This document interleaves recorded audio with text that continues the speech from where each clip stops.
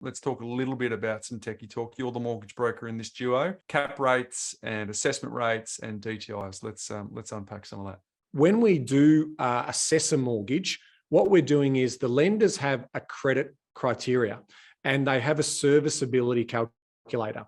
Now, inside that serviceability calculator, they are using metrics around assessing surplus cash flow and the ability of how much you can borrow. And different lenders assess that in different ways. So you've got credit criteria. So what income will they accept?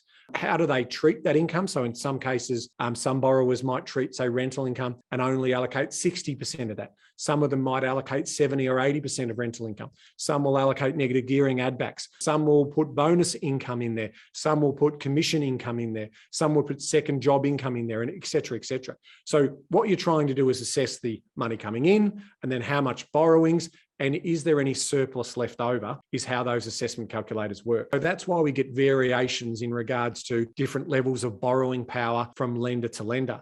Now, what APRA did in terms of coming into the market when we went to emergency settings of the cash rate, their job is around financial stability in the system.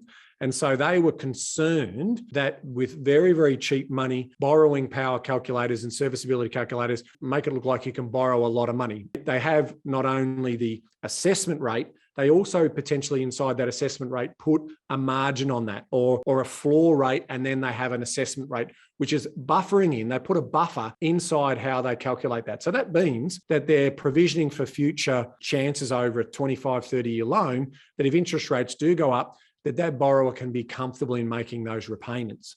So they are the moving pieces that make up different lending.